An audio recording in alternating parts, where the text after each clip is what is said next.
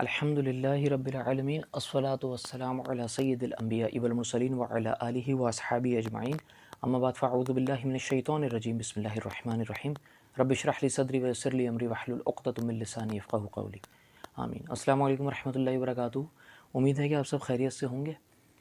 اچھا جی، پچھلی ویڈیو میں آپ لوگوں نے دیکھا کہ ایک سلسلہ شروع کیا ہے کہ قرآن کی جو آخری 12 صورتیں ہیں جو عموماً 95 سے 99% طبقہ اپنی نماز میں پڑھتا ہے، جو چھوٹی صورتیں ہیں، اور بھی چھوٹی صورتیں ہیں یا کچھ بڑی بھی پڑھتے ہیں، لیکن زیادہ تر لوگ یہ پڑھتے ہیں۔ تو مسلمان جب اللہ کے سامنے نماز میں کھڑا ہوتا ہے تو وہ اللہ سے بات کر رہا ہوتا ہے، تو کم سے کم انہیں پتہ تو ہو کیا بات کر رہے ہیں۔ اسی سلسلے میں ان صورتوں کے آخری 12 صورتوں کا ترجمہ اور تفسیر پر بات شروع کی ہے۔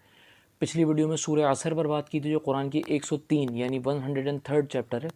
اب 104 یعنی 104 جو صورت ہے اس پر ہم بات کریں گے۔ اگر آپ نے وہ ویڈیو نہیں دیکھی تو اس کے بعد یا اس سے پہلے میں نے ڈسکرپشن میں اس کا لنک ڈال دیا ہے، تو آپ لوگ اس کو جا کر دیکھ سکتے ہیں۔ اور آج ہم اس پر بات کرتے ہیں، سورہ ہمزہ پر۔ بسم اللہ الرحمن الرحیم۔ ویل لکل ہمزۃ لمزہ الذی جمع مالہ وعددہ یحسب ان مالہ واخلدہ کلا لینبذن فی الحطمہ وما ادراک ما الحطمہ نار اللہ موقدہ۔ اتنا خطرناک، نار اللہ الموقدہ التی تطلع علی الافئدہ انہا علیہم مؤصدہ فی عمد ممددہ۔ یہ بڑے خطرناک صورت ہے۔ میں نے آپ کو بیچ میں بھی بولا نا کہ بڑی خطرناک، قرآن کی بہت خطرناک صورت میں سے ایک ہے یہ۔ اس کے پیچھے وجہ یہ ہے کہ اللہ نے اس میں جو وعید سنائی ہے نا وہ بڑی خوفناک ہے۔ اللہ پاک ارشاد فرماتے ہیں ویل لکل ہمزۃ لمزہ، بڑی خرابی ہے اس شخص کے لیے جو تانے دینے والا ہو اور غیبت کرنے والا ہو۔ سمجھ رہے ہیں؟ یعنی تان و تشنیع کرنا اور غیبت کرنا، اللہ جب کہہ دے نا تو وہ اس بات کی ویلیو بہت بڑی ہو جاتی ہے۔ خرابی میں بولوں نا یار کسی کے لیے، یار تیرے لیے تو بڑی خرابی ہے، تو وہ میرے کہنے والی خرابی، لیکن اللہ کسی کو بول دیں کہ اس کے لیے بڑی خرابی ہے، اللہ کی نظر میں خرابی بھی ویسی ہوگی جیسا اس کی نظر میں انعام ہے نا، ویسی خرابی بھی ہوگی۔ تو ویل لکل ہمزۃ لمزہ، بڑی خرابی اس شخص کے لیے جو تانا دے اور غیبت کرے۔ الذی جمع مالہ وعددہ، اور اس شخص کے لیے جو مال جمع کرتا ہے اور گن گن کر رکھتا ہے۔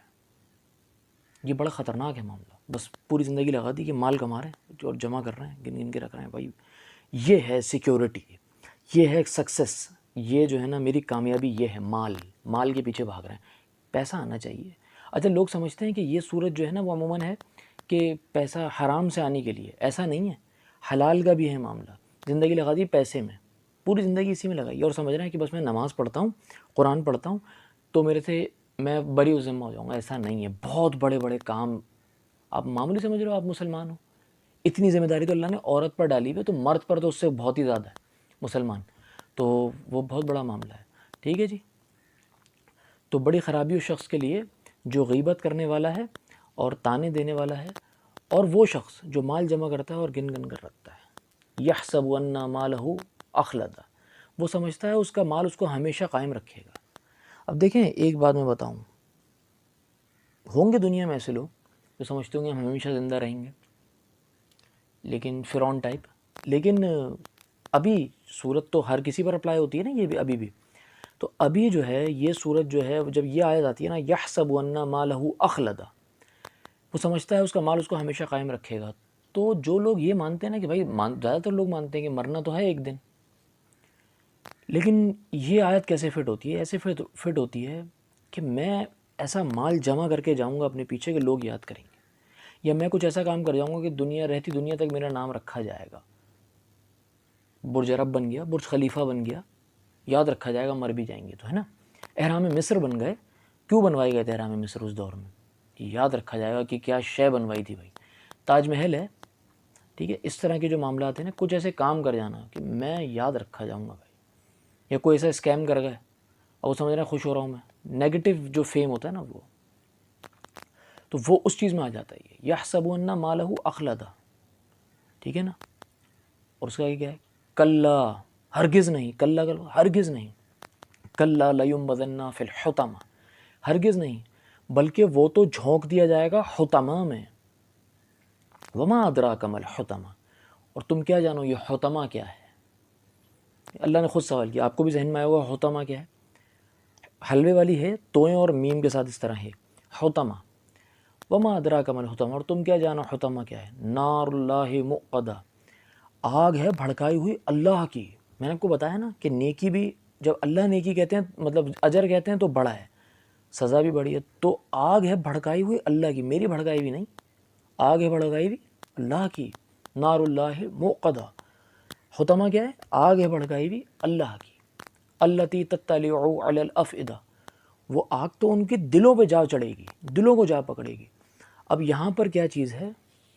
دلوں کو جا پکڑے گی، کیا مقصد ہے؟ دیکھیں، ایک آگ ہوتی ہے کہ ڈاکٹر سار صاحب فرماتے تھے کہ ایک آگ ہوتی ہے جو ہم جلا رہے ہیں لکڑی سے، ایک ہے infrared rays, ultra violet rays, جیسے ultra violet rays, infrared rays. تو اس میں کیا ہوتا ہے کہ جسے کسی انسان کے آج کل ریز سے آپریشن نہیں ہو جاتے یا سرجری ہو جاتی ہے کہ اندر کھال پر کچھ نہیں ہو رہا، اندر ہٹ کر رہا ہے، کسی اعضا کو اندر ہٹ کر دے گا جہاں آپ چاہو گے نا، تو وہ ریز کے ذریعے ہوتا ہے۔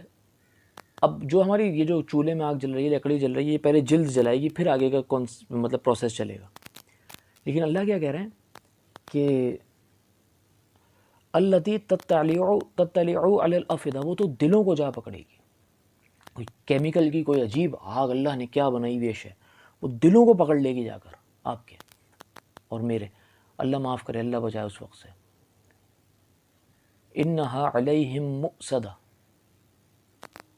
اور وہ ان پر ڈھانک دی جائے گی، وہ اس آگ کے اندر جب ہوں گے نا اوپر سے بند کر دیا جائیں گے، اس میں مطلب ان کو لپیٹ لے گی وہ آگ۔ اللہ، یہ اگر آپ کو حق ایمان ہے قرآن پر تو آپ پھر لرز جاؤ گے۔ اگر آپ بولو گے نہیں میں تو ان میں شامل نہیں ہوں گا، تو پھر آپ ٹال دو گے بات کو، ورنہ آپ لرز جاؤ گے۔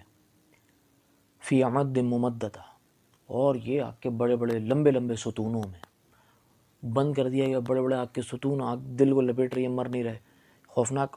وہ سورہ رحمان میں آتا ہے نا، میرے ذہن میں بھی آیا، ایسی منظر کشی اللہ نے کری ہوئے۔